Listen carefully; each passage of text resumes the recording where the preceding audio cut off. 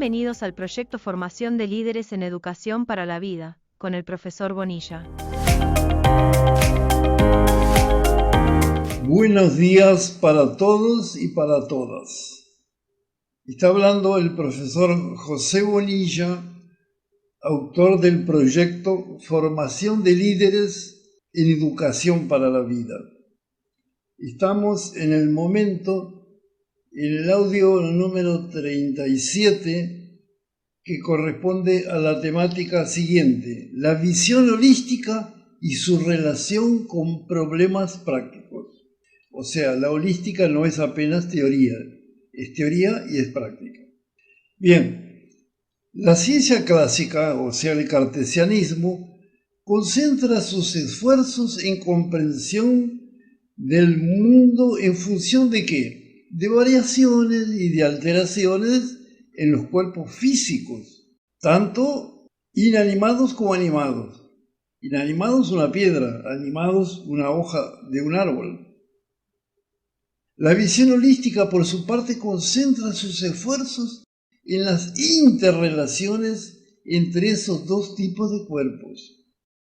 La visión cartesiana llega a olvidar la noción de la diferencia, por ejemplo, entre una máquina y un organismo vivo, que eso se denomina mecanicismo. Veamos un ejemplo. Una persona enferma del hígado, por ejemplo. La ciencia médica, considerando el ser humano como una máquina superior, si quieren, intenta localizar la avería y arreglarla a través de un tratamiento alopático específico que conduciría a la cura del enfermo. Ya la visión holística percibe una gran diferencia entre las máquinas y los organismos vivos.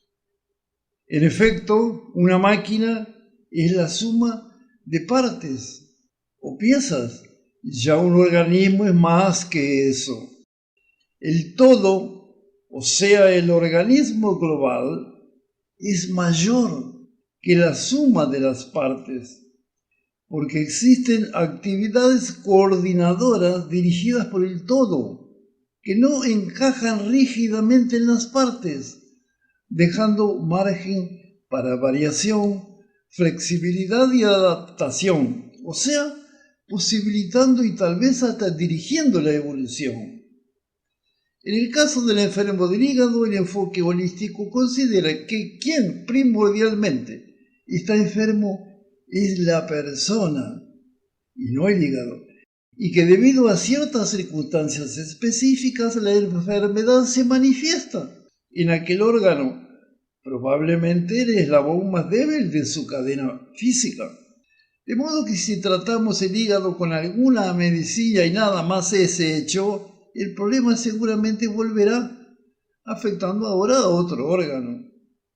Esto no significa que la persona deberá ser dejada sin medicar. Esto sería absurdo.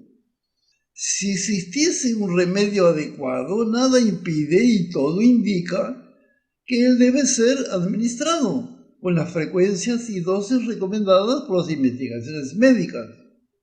El problema está en creer que de aquella forma la enfermedad fue eliminada, cuando realmente fue suprimida o eliminada solo una manifestación de ella.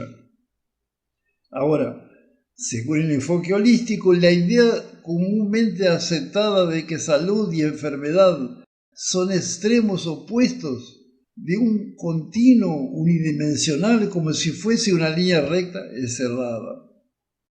En lugar de eso, se sugiere la salud como un fenómeno multidimensional que involucra un notable conjunto de elementos todos correlacionados e interdependientes, principalmente de naturaleza física, psicológica y social.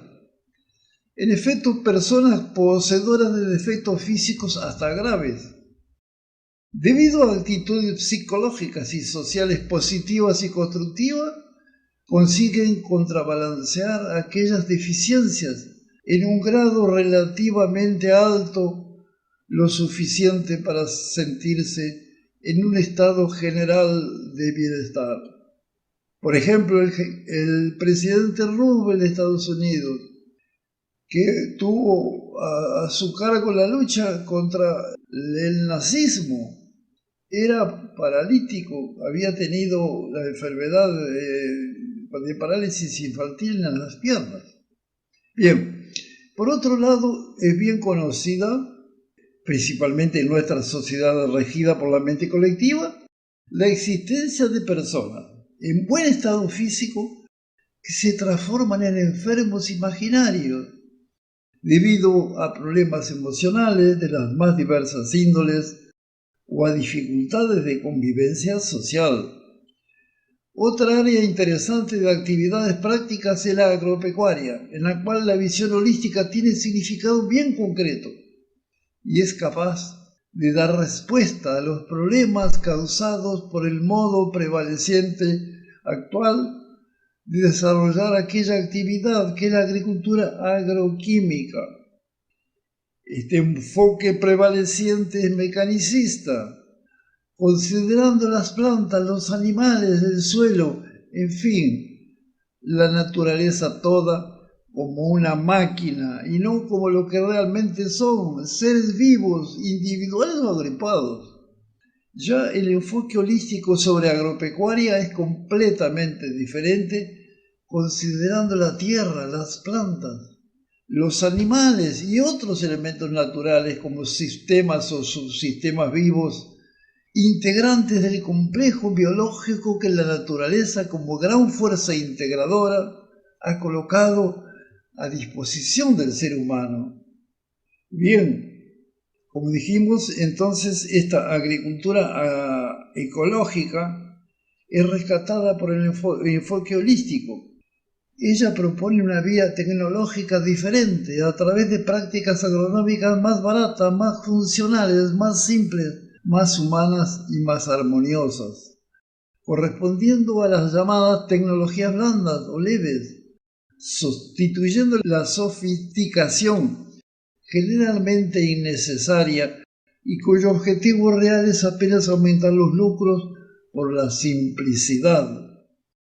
La agricultura ecológica nos conduce ¿a qué? Conduce a alimentos sin residuos tóxicos, sin alteración de su composición natural y con uso mucho menor de combustibles fósiles y de insumos importados. En la realidad, esos alimentos son mucho más saludables por varios motivos técnicos sobre lo que no nos podemos extender en estos audios. Otra área importante que es necesario comentar, aunque solo sea ligeramente, la economía.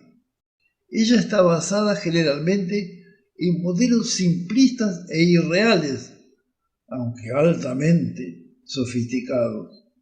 Pero el problema es que en la búsqueda mal orientada del rigor científico se acaba sepultando lo esencial, el sistema de valores que deberían formar la base de los modelos correspondientes.